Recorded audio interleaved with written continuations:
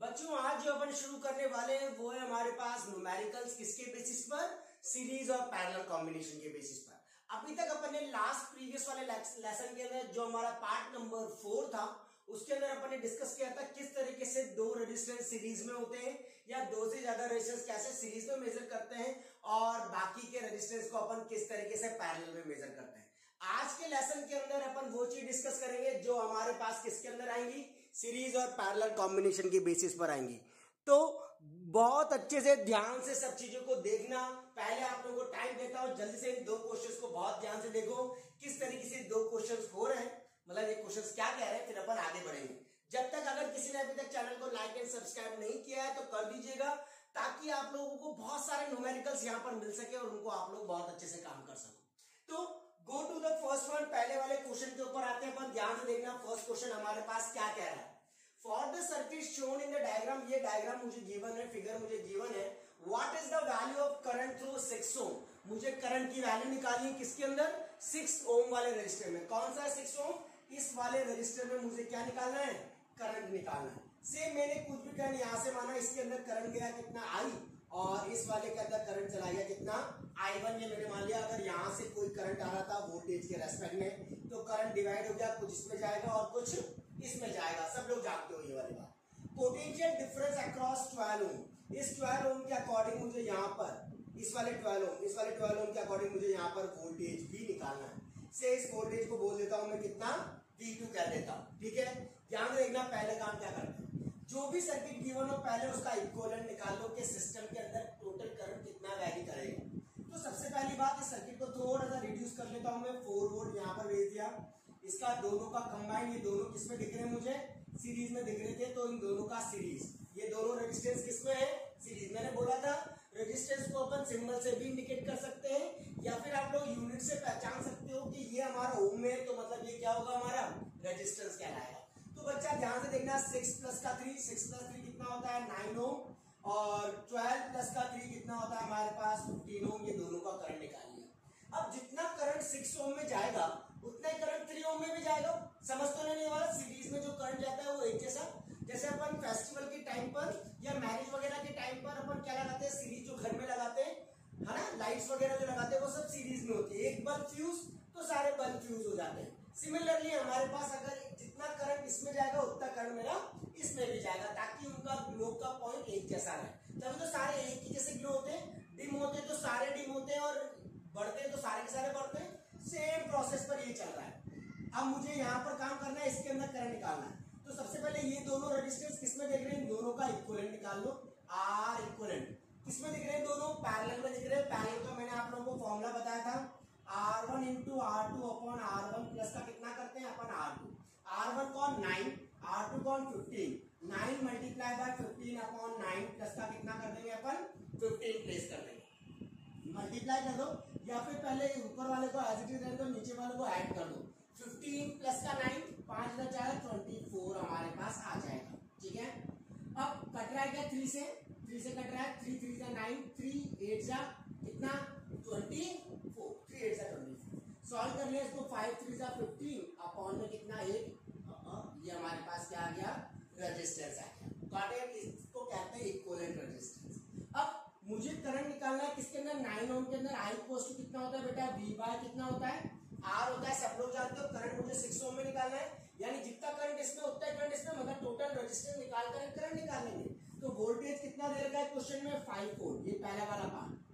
Voltage कितना दे रखा है 4 वोल्ट अपॉन कितना आ गया 9, तो 4/9 एम्पियर मेरे पास क्या आ गया, करंट आ गया। जितना 6 ओम में होगा उतना ही 3 ओम में होगा, इसलिए दोनों का टोटल किया है और फिर वोल्टेज को उसमें से डिवाइड कर दिया है। सेकंड पार्ट क्या कह रहा है अपने पास, ध्यान से देखना बच्चा, potential difference across 12 ohm resistor. इस 12 ओम रजिस्टर के अक्रॉस पोटेंशियल डिफरेंस निकालना है। मैंने आप लोगों को वोल्टेज डिवीजन फॉर्मूला पढ़ाया था। क्या होता है वोल्टेज डिवीजन फॉर्मूला, V2 निकालना है, टोटल वोल्टेज, ध्यान देना, सेम रेजिस्टेंस, सेम कौन सा है R2, इसको अपन ने R2 कह देता हूं थोड़ी देर के लिए, क्या कह देता हूं इसको, 12 ओम वाले को R2 कह देता हूं, upon total resistance. Total resistance 12 plus का 3 कितना 15, क्योंकि उसी सर्किट की बात कर रहा हूं। 12 प्लस का 3 कितना 15 आ जाए। अब टोटल वोल्टेज कितना हमारा 4 वोल्ट का है। R2 कितना है मेरा 12 है, तो इसको 12 प्लेस कर देंगे अपॉन यहां से कितना 12 प्लस का 3 15, तो 3 4 जा 12, 3 5 जा कितना 15, 4 4 जा 16 अपॉन में कितना 5, कट कर लो चाहो तो 5 3 जा 15 एंड 5 2 जा 10, 3.2 वोल्ट हमारे पास क्या आ जाएगा, वोल्टेज आ जाएगा। डन, बहुत इजी है, सिर्फ चीज को समझो और करो। किस तरीके से हमारी कोई चीज वैलिड होती है उसको कैसे करना होता है। पहले सिस्टम का इक्विवेलेंट रेजिस्टेंस निकाल लो, दोनों रेजिस्टेंस हमारे सीरीज में थे, ये भी सीरीज में थे, इनका इक्विवेलेंट मैंने निकाल लिया, 9 प्लस का कितना आ गया 15। अब मुझे आर इक्विवेलेंट निकालना है, ये दोनों किस में दिख रहे हैं, पैरेलल में दिख रहे हैं, R1 into R2 upon R1 plus का R2, ये कर दिया आर इक्विवेलेंट आ गया। करंट निकालना है, करंट प्रॉपर फॉर्मेट में निकलना चाहिए। इस आर इक्विवेलेंट की वैसे कुछ खास नहीं थी, पर फिर भी मैंने आप लोगों को बता दिया कि दोनों पैरेलल में, इसलिए वरना कोई जरूरत नहीं। I इक्वल टू सीधा V बाय R कर देना 4/9, क्योंकि जरूरत नहीं पड़ रही कहीं पर भी। मुझे इसका वोल्टेज चाहिए, तो वोल्टेज निकालने के लिए क्या करेंगे, voltage division total voltage, same resistance total resistance, apply कर दिया, we get the result. Done, कोई इशू इसमें? That is the question number 1। बहुत ध्यान से इस क्वेश्चन को करो। कोई डाउट आ रहा है तो मुझे कमेंट करके जरूर बताना कि क्या डाउट आ रहा है, या मैसेज भी कर सकते हो। मेरा व्हाट्सएप नंबर आप लोगों के सबके पास आ जाएगा, स्क्रीन के ऊपर मिलता रहेगा आप लोगों को, तो वहां से आप लोग देख सकते हो। ठीक है, कोई भी इशू हो contact to me directly, okay, मैं डेफिनेटली आप लोगों का रिप्लाई करेंगे उस चीज। नाउ नेक्स्ट क्वेश्चन क्या कह रहा है, 4 resistance each of resistance 2 ohm, 4 resistance है, चारों रेजिस्टेंस की वैल्यू कितनी है हमारे पास, 2 ohm each, are joint end to end, उनको एंड टू एंड जॉइन कर रखा है, मतलब पॉइंट टू पॉइंट, जिससे वो क्या बना रहे हैं, स्क्वायर बना रहे हैं। तो बेटा पहले तो रेजिस्टेंस बना लो, जिससे हमारे पास क्या बन जाए, स्क्वायर बन जाए। ये मैंने रेजिस्टेंस बना लिया, इसको बोल दिया R1, इसको बोल दिया R2, इसको बोल दिया R3, इसको बोल दिया R4। हर एक की रेटिंग उसने दे रखी है 2 ओम, यहाँ भी 2 ओम, ये भी 2 ओम, और ये भी कितना है 2 ओम दे रखा है। 4 resistance each of resistance 2 ohm are join end to end to form a square ABCD, जिससे स्क्वायर बना ABC और ये D स्क्वायर बन गया। Calculate the equivalent resistance of the combination between any two adjacent corners, कोई से भी दो adjacent corners पर। से मैंने ये कॉर्नर मान लिया और मैंने ये कॉर्नर मान लिया, इन दोनों के अकॉर्डिंग मुझे निकालना है। अब बच्चों ध्यान से इस चीज को देखना कैसे होता है। अब ये तीनों रेजिस्टेंस किस में दिख रहे हैं, ये तीनों रेजिस्टेंस सीरीज में दिख रहे हैं, इसके साथ पैरेलल हो जाएगा, तो सबसे पहले इसका इक्विवेलेंट रेजिस्टेंस चाहिए, इन तीनों को ऐड कर दो। तो R, इन तीनों का मैंने रिजल्टेंट रेजिस्टेंस बोल दिया RS, कितना R1 प्लस का R2 प्लस का कितना R3, तो 2 प्लस का 2 प्लस का 2, 2 2 जा 4, 4 2 6 ओम हमारा आ जाएगा। ये वाला इसके साथ पैरेलल हो जाएगा, क्योंकि दो नोड के रेस्पेक्ट ये पूरा एक मान लेंगे, ये पूरा का पूरा और ये पूरा अलग, ठीक है। तो अब R इक्विवेलेंट निकालना है, तो R4 इन पैरेलल विद किसके, RS, R4 कितना है 2 in parallel with 6, 2 multiplied by 6 upon 2 plus का 6, 6 2 जा 12 and 6 7 8 8 आ गया, 4 3 जा 12, 4 2 जा 8, 3 by 2, 1.5 ओम हमारे पास क्या आ जाएगा, इक्विवेलेंट रेजिस्टेंस आ जाएगा। Got it? चीज समझो और करो। ये तीनों किसमें, क्योंकि इस पॉइंट और इस पॉइंट के रेस्पेक्ट में निकालना है, तो पॉइंट को अलग कर लेना, या फिर ये तीनों रेजिस्टेंस सीरीज में इसके साथ पैरेलल में किसी भी एक तरीके से कर सकते हो, डेफिनेटली आपका आंसर आ जाएगा। ठीक है लोग, बहुत ध्यान से इसको देखो, फिर मैं अगले न्यूमेरिकल पे आता हूं, ध्यान से देखो। नाउ द नेक्स्ट क्वेश्चन ध्यान से देखना बच्चों, किस बेसिस पर, रीड द क्वेश्चन फर्स्ट। पहले क्वेश्चन को बहुत अच्छे से रीड करो, क्या दिख रहा है, क्या कह रहा है, क्वेश्चन को पढ़ना। Show how would you join 3 register, किस तरीके से मैं 3 रजिस्टर्स को क्या करूं, ज्वाइन करूं, जिनका रेजिस्टेंस कितना होगा, 9 ओम होगा, so that the equivalent resistance of the combination is, जिससे इक्विवेलेंट रेजिस्टेंस कितना आ जाए हमारे पास 13.5 और 6 आ जाए, मतलब 3 रेजिस्टेंस लेने हैं मुझे 9 ओम। अब बेटा इनका किस तरीके से कॉम्बिनेशन अरेंज करूं कि एक का आंसर इक्विवेलेंट इतना आ जाए और एक का इक्विवेलेंट इतना आ जाए। अब ये सोचने वाली बात हो सकती है, सेम प्रोसेस हमारे सीबीएसई में आता है। देखो सीबीएसई 2018 का क्वेश्चन है, बहुत ही ज्यादा इंपॉर्टेंट और बहुत ही ज्यादा काम का। ध्यान से देखना, पैटर्न क्वेश्चन है जो एग्जाम में पूछा जाता है, कैसे करना है। सबसे पहली बात, शो किस तरीके से अपन ज्वाइन करें रजिस्टर। अब बेटा ज्वाइन करने के दो ही तरीके हैं, सीरीज और पैरेलल।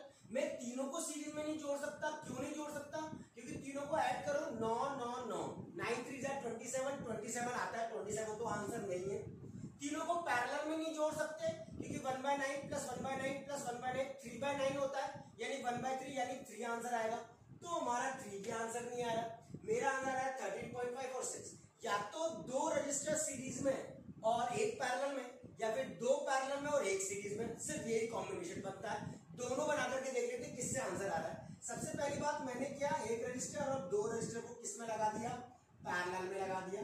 ये 9 ओम, यहाँ पर भी कितना 9 ओम, और यहाँ पर अपन इनका कनेक्शन ये भी कितना 9 ओम लगा दिया। अब बस अब इसका आर इक्विवेलेंट निकाल लो, यहाँ से आर इक्विवेलेंट निकाल करके देख लेते हैं। देखिए क्या आ रहा है, ये दोनों किस में पैरेलल में है, तो आर इक्विवेलेंट कैसे निकालेंगे, डायरेक्ट भी निकाल सकते हो 9 प्लस का, क्योंकि जो इनका रिजल्टेंट आएगा, ध्यान से समझना, जो इन दोनों का रिजल्टेंट आएगा वो इसके साथ सीरीज में होगा, लाइक दिस।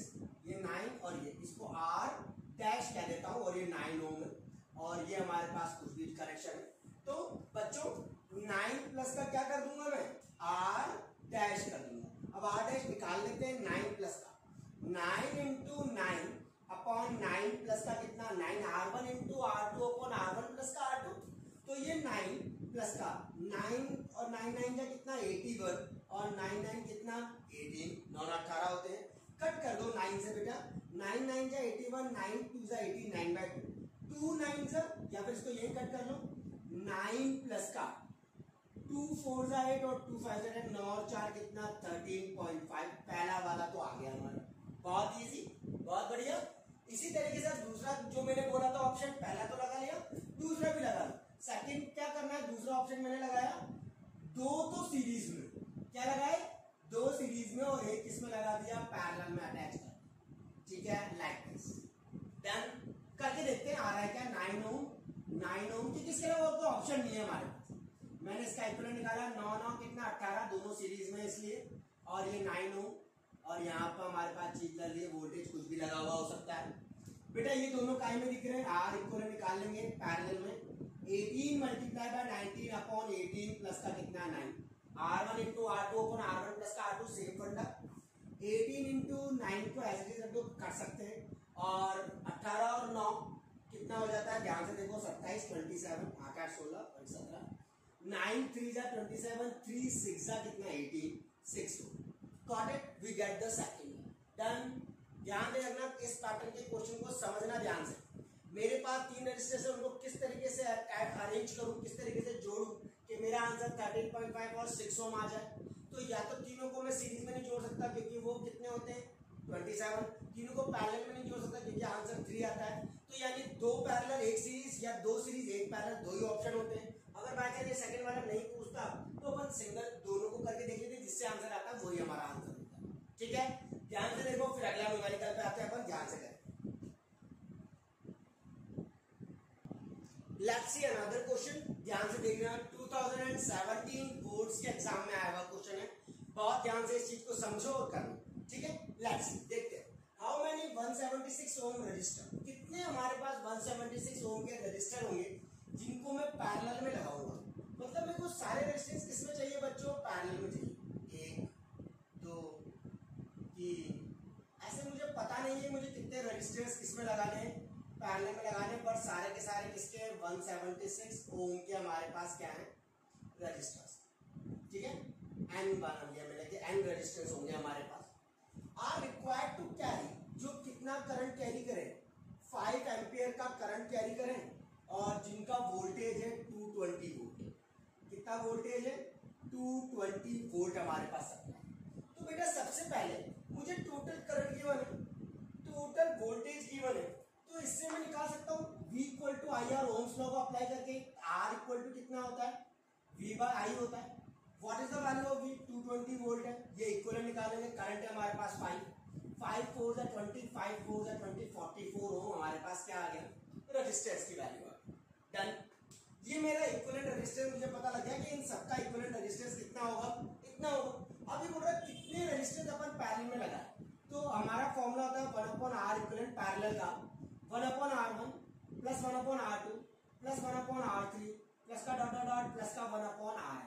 होता है या नहीं होता है, n होता है हमारे पास रेजिस्टेंस, तो 1/44 मैंने यहाँ कर लिए, 1 ये 176, ये भी 1/176, ये भी 1/176 प्लस का dot dot dot up to n तक जा रहा है, ये कितना हो जाएगा n तक हमारे पास चलेंगे।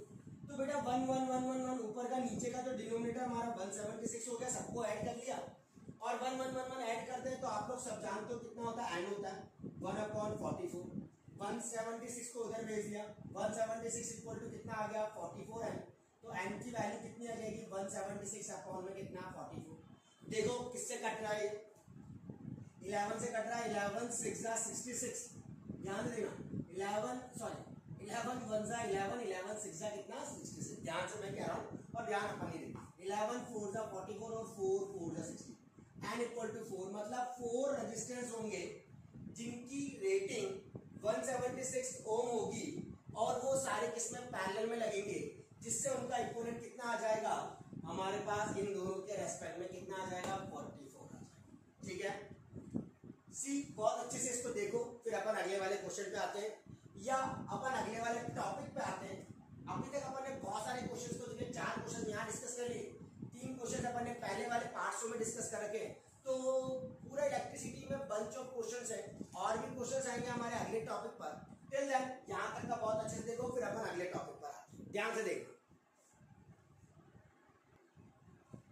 Now the next one, electric power. ध्यान से देखना बच्चों, इलेक्ट्रिक पावर सबसे इंपॉर्टेंट चीज एनर्जी, वोल्टेज, करंट, चार्ज। अब हमारे पास आता है क्या पावर।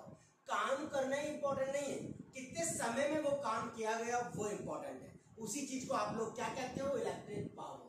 डन, क्या कह रहा हूं मैं, काम करना ही इंपॉर्टेंट नहीं है, कितने समय में वो काम किया गया वो इंपॉर्टेंट है। अपन दिन भर किताब को लेकर के बैठे रहो, उसमें कुछ भी लर्न नहीं हुआ तो कोई मतलब नहीं है, तो वो हमारी पावर नहीं कहलाती। तो इलेक्ट्रिक पावर को कहते हैं रेट ऑफ डूइंग वर्क, काम करने की जो क्षमता होती है, rate of doing work is called as power. Work done upon time, कितने समय में कितना काम किया गया वही चीज क्या कहलाती है, हमारी पावर कहलाती है। वर्क की यूनिट होती है हमारे पास जूल और टाइम की यूनिट होती है हमारे पास क्या, सेकंड, और 1 जूल पर सेकंड कहलाता है हमारे पास क्या, what. What is the SI unit of electric power. Electric power की जो भी एसआई यूनिट होती है वो क्या होती है, वॉट। अब इसकी कुछ और चेंजेस कर सकते हैं, किलोवाट, मेगावाट। तो किलोवाट में कितना 10 की पावर 3 वाट, मेगा में 10 की पावर 6 वाट होते हैं। ऐसे हमारे आगे की तरफ रेटिंग इंक्रीज होती चली जाती है जैसे जैसे मैं पावर को इंक्रीज करता। जैसे 1 हॉर्स पावर, जो आप लोगों के अंदर हॉर्स पावर की हमारे पास क्या होती है, मैग्नेट्स वगैरह वैरी करती है, तो हॉर्स पावर के अंदर कितना वैरी करता है 746 वाट। मतलब जितनी भी 2 हॉर्स पावर की है तो 2 × 746 कर देंगे, इतनी पावर वो कैचअप कर लेगा कोई भी इंस्ट्रूमेंट, उसको अपन क्या कहते हैं, हॉर्स पावर कहा जाता है। तो दूसरे टर्म्स में अपन कह सकते हो a power of 1 what, a power of 1 what is the, 1 what की पावर कैसे निकालते हैं, is the rate of working 1 joule per second. 1 joule per second में जितना वर्किंग हमारे पास होगी, जितना हमारा काम चेंज हो जाएगा, 1 सेकेंड में मैंने कितना काम कर लिया, वो सब चीजें किसमें आती हैं, पावर के अंदर इंडिकेट करती है। इसलिए कहते हैं 1 वॉट इक्वल टू 1 जूल पर 1 सेकेंड हमारे पास क्या कहलाता है, वॉट कहलाता है। ठीक है, वॉट मतलब पावर की तो दूसरी यूनिट जो अपन मेजरमेंट में लाते हैं वो आता है हमारे पास इलेक्ट्रिक पावर भी कह सकते हो। पावर को अपन क्या कहते हैं, electric power is the rate at which electrical energy is consumed. समझ में आ गई बात कि कितना इलेक्ट्रिकल एनर्जी अपन कंज्यूम कर लेंगे वो हमारे पास क्या कहलाता है, इलेक्ट्रिक पावर कहलाता है। जैसे आज मैं पढ़ाई करने के लिए कितना नेट यूज कर लूंगा वो हमारे पास कितना क्या कहलाता है, इलेक्ट्रिक पावर कहलाता है। That is rate at which electrical energy is consume, कितनी रेट से हमारा इलेक्ट्रिकल एनर्जी कंज्यूम होगा वही हमारी इलेक्ट्रिक पावर कहलाती है। Power equal to work done upon में कितना टाइम टेकन। W क्या होता है, Q चार्ज मल्टीप्लाई वर्क। याद करो मैंने चार्ज के अंदर इलेक्ट्रिक चार्ज पढ़ाया था, electric charge Q equal to work done upon में कितना वोल्टेज, तो Q इंटू V हो गया, T क्या हो, T का as it is. Q equal to कितना होता है, charge equal to current multiply by time, Q equal to I into T, और V तो V का V है, T से T कैंसिल आउट, कितना आ गया VI। That is the first formula of power. ये पावर का पहला फॉर्मूला कहलाता है। अगर वोल्टेज और करंट गिवन हो तो ये लगाते हैं, चार्ज गिवन हो और वोल्टेज और टाइम गिवन हो तो ये वाला लगाते हैं, वर्क डन और टाइम गिवन हो तो ये वाला लगाते हैं। अगर और भी इसके मैनिपुलेशंस हैं, V को IR लिख दो, I इंटू R, और ये I तो ये कितना हो जाएगा I स्क्वायर, और ये कितना R। That is the another formula of इसका पावर का। पावर के अंदर इस वाले के अंदर आई की जगह क्या कह रहा हूं बेटा, आई की जगह I equal to V by R रख दो तो फॉर्मूला बन जाएगा वी स्क्वायर अपॉन में कितना are, that is also called as power. ये भी क्या कहलाती है, हमारी पावर ही कहलाती है। ठीक है, तो पावर के अलग अलग फॉर्मूलेज हैं क्वेश्चन के अंदर, न्यूमेरिकल के अंदर, जिसमें जैसी जैसी रिक्वायरमेंट होगी अपन वैसे वैसे लगाते ले जाएंगे।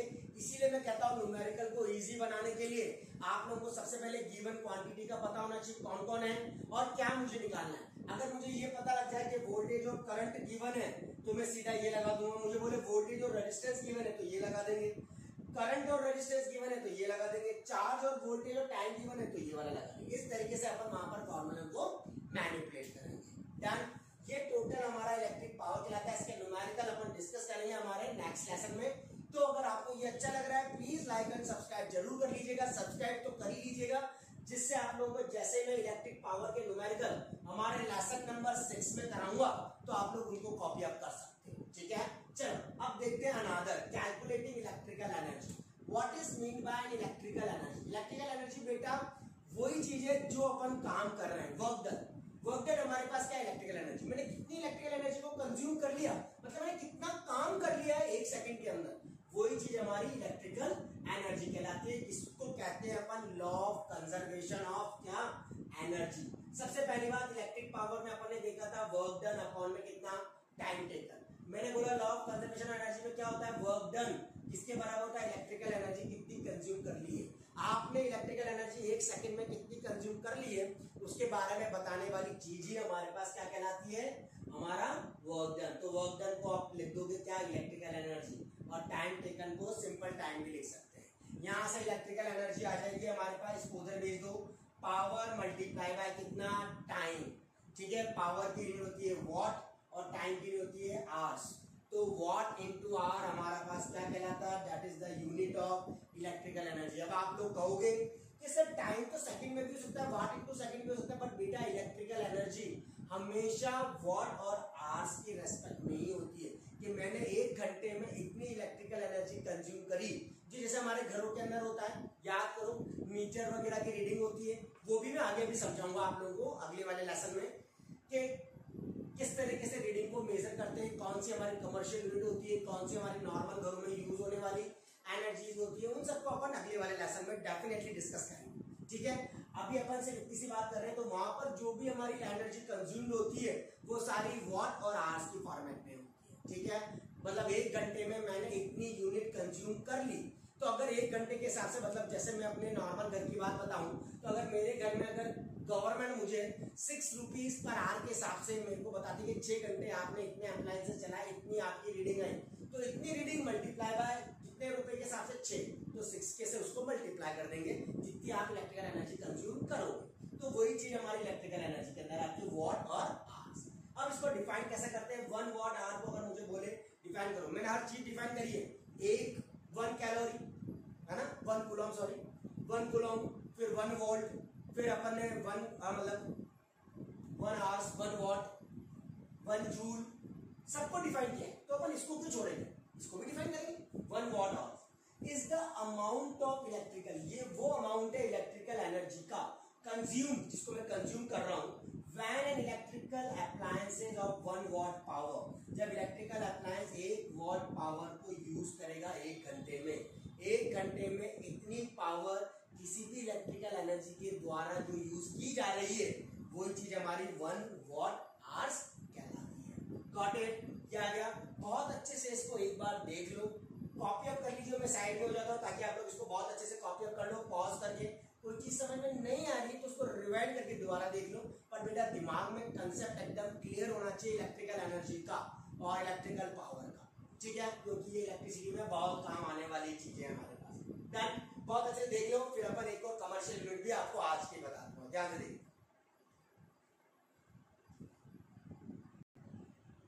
Now the next one that is commercial unit of electrical energy. अगला आता है हमारा कमर्शियल यूनिट किसका, इलेक्ट्रिकल एनर्जी। कमर्शियल यूनिट मतलब कमर्शियली जो भी हमारे पास पावर लग रही है, मतलब जो भी यूनिट लग रही है वो किसमें होती है बेटा, हमेशा किलोवाट आवर्स के अंदर। अब कैसे इसको निकालते हैं, इसको किस तरीके से यूज किया जाता है उसको ध्यान से देखिए। 1 किलोवाट आवर वो अमाउंट ऑफ इलेक्ट्रिकल एनर्जी है जो अपन कंज्यूम कर रहे हैं। क्या कह रहा हूं मैं, 1 किलोवाट आवर वो अमाउंट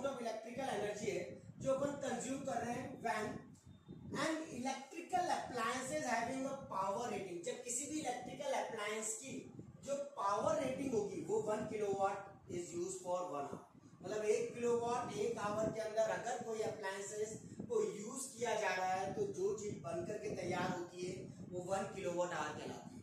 कुल मिलाकर कहने का मतलब ये है कि 1 किलोवाट अगर 1 घंटे में यूज हो रहा है, मतलब 1 आवर्स में यूज हो रहा है तो वो बन जाता है किलोवाट। समझ गए?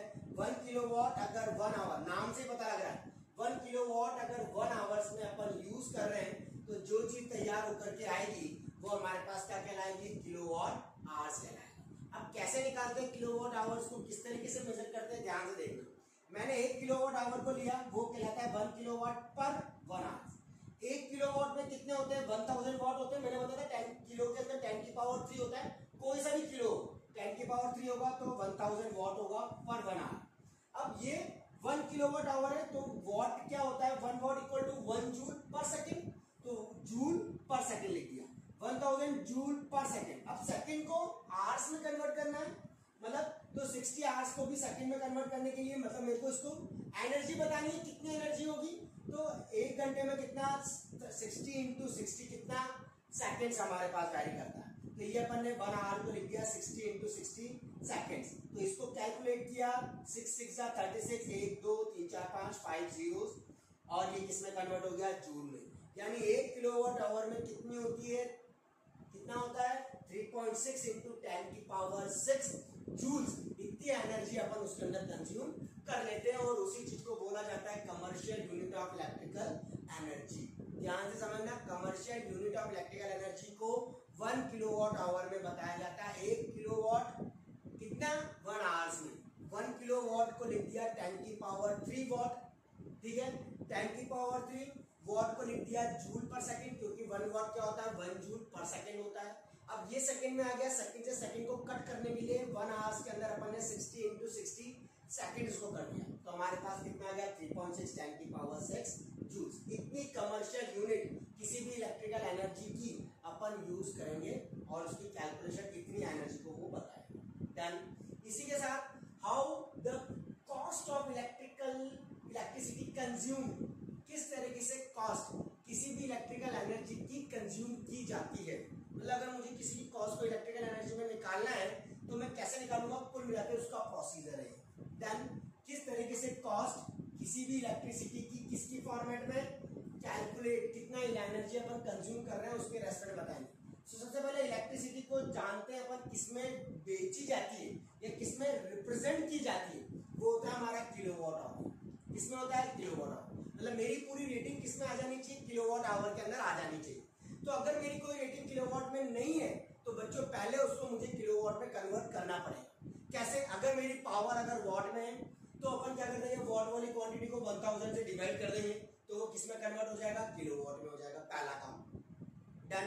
पहले तो ये देख लो जो इलेक्ट्रिसिटी है वो किलोवाट में है या नहीं है। नहीं है ना तो लानी पड़ेगी। कैसे लाते हैं?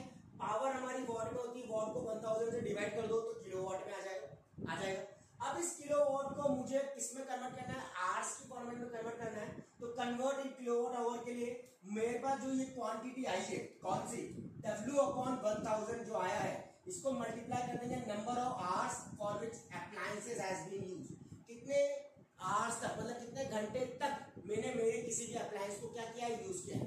जैसे मैं कितनी ट्यूबलाइट की, कितना फैन, कितना एसी, कितना चला रहा हूँ, कितने घंटे तक, उन सबका जो भी रेटिंग आ रही है उन सबको मल्टीप्लाई कर देंगे। इतने मैंने घंटे तक मेरा एसी चलाया, मेरा फैन चलाया या मेरी ट्यूबलाइट चलाई, तो जो भी क्वांटिटी आई है उसको मल्टीप्लाई कर देंगे number of hours for which appliances has been used. कितने घंटे तक मैंने उस अप्लायंस को क्या किया है? यूज किया है। This gives total electrical energy. यही चीज अपने को क्या बताती है? टोटल इलेक्ट्रिकल एनर्जी के बारे में बताती है जो अपन ने कंज्यूम करी है किसके अंदर? किलोवाट या किलोवाट आवर्स की फॉर्मेट में कंज्यूम्ड कर रखी है। Got it? इसको कहते हैं किस तरीके से कैलकुलेशन को परफॉर्म किया जाता है? By using kilowatt hours. Got it? बहुत अच्छे से इसको रिमेम्बराइज करिए। इस वैल्यू को याद रखो। 1 किलोवाट के अंदर अगर जूल में कन्वर्ट करना हो, एनर्जी बतानी हो, काम बताना हो कितना है तो 3.6 से उस क्वांटिटी को मल्टीप्लाई कर देना, अपने आप चीज आ जाएगी। 3.6 इंटू 10⁶ और ये प्रोसेस होता है जिसके थ्रू अपन किसी भी चीज को, इलेक्ट्रिसिटी को क्या करते हैं, कितनी कंज्यूम की गई है घरों में, उसको कैलकुलेट किया जाता है। जैसे मेरे घर की आज रीडिंग आई 4, मतलब मैंने 2 घंटे में 4 यूनिट इलेक्ट्रिकल अप्लायंसेस यूज किया, तो 4 मल्टीप्लाई बाय समथिंग किलोवाट, जो भी पावर रेटिंग जो भी हमारी गवर्नमेंट अपने को देती है उसके साथ अपन मल्टीप्लाई कर लेंगे। Got it? ये टोटल हमारे पास जो आज का लेसन था वो power, electrical appliances, commercial unit, series parallel के न्यूमेरिकल्स के ऊपर बेसिस पे था। ध्यान से इनको गौर करके वीडियो को बहुत अच्छे से देखो और बहुत अच्छे से इसको समझने की कोशिश करो। कोई भी डाउट आता है डायरेक्ट मुझे व्हाट्सएप नंबर पे कर सकते हो, डेफिनेटली उसका आंसर आप लोगों को जरूर मिलेगा। ठीक है, बी इन टच में रहना है तो सब्सक्राइब करना पड़ेगा, लाइक करने पड़ेंगे ताकि मुझे मोटिवेशन मिल सके अगले वाले वीडियो को बनाने के लिए कि इतना बच्चा मेरे साथ जुड़ा हो। ठीक है, टिल देन बाय बाय, ध्यान से इसको